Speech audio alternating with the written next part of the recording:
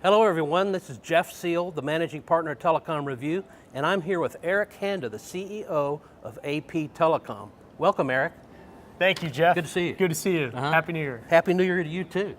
Now we're here with Eric, who is heavily involved with the submarine cable industry. Eric, can you tell us about some of the new things that are going to be happening in 2015 in the submarine cable industry?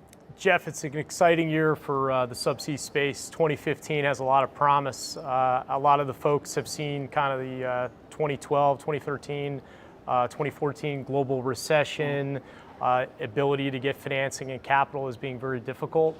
But 2015, we're seeing a lot of systems go contract in force, go CIF, all over the world. So it promises to have a lot of hope and optimism, and we're looking forward to see what happens. Good, good. Can you tell us more about some of the new systems that are coming online or soon to be coming online in 2015, 2016? Yeah, good question. So we're seeing systems from Brazil, Florida that have gone contract in force across the South Atlantic between West Africa and South America. The first cable in the history of the submarine cable industry is going to build across the South Atlantic portion, connecting Africa and South America, which is a really pioneering way to develop the Southern Hemisphere and communications in the Southern Hemisphere. And also we're seeing a lot of regional builds within Southeast Asia, South Pacific, Mid-Pacific, for example, CUS. It's an exciting time. Good. What's the name of the new system that's going from Africa to South America? That's the South Atlantic Cable System, SACS, and Angola Cables, which is an APTelecom client based in Luanda. They're building that system, as well as Brazil to Florida with some other consortium members. So it's really an exciting time. And the timing in terms of getting a lot of these systems in the water, it's a little bit overdue. A lot of folks went through a hard patch over the last 35, 36 months. And as we approach January here in Hawaii every year, we are always filled with optimism, but we do believe 2015 is going to be an exciting time. Good, good to hear.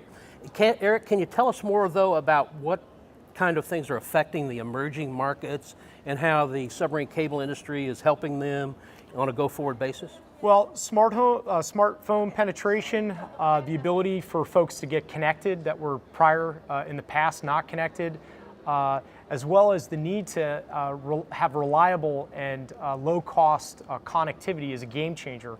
And many markets around the world, as soon as you deploy a cable, you're looking at a growth rate of about 1%. That's tacked on to a country's GDP for the first 3 to 4 years once the cable comes into inception. So it's a game changer in a lot of places, and with the apps and the smartphones driving that demand, it's a need for a lot of these new systems to go in the water. Good. What's the largest market from the standpoint of the submarine cable business in the world today that you're seeing? Well, we see a lot of opportunity globally, but South America is a fairly thin, illiquid market that definitely needs more routes. That's why we're seeing that system across the South Atlantic.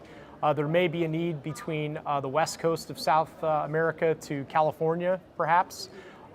Asia still has a tremendous amount of pent-up demand.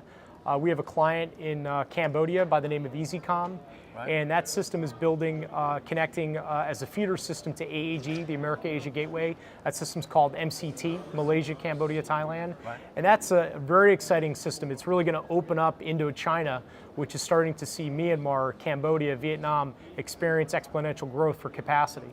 So you're seeing those markets as needing more capacity for things like applications, OTT type things? Yeah, that's exactly right, Jeff.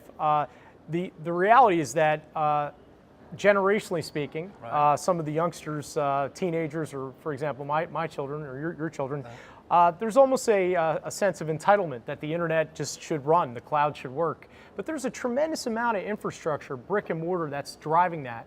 Submarine cables, data centers, electricity, all that has taken years of planning, and a lot of that planning is actually taking place here in Honolulu. Every year in January, PTC facilitates and fosters that cooperation and dialogue for everybody in the global telecom community. Right. Well, that's great to hear, Eric.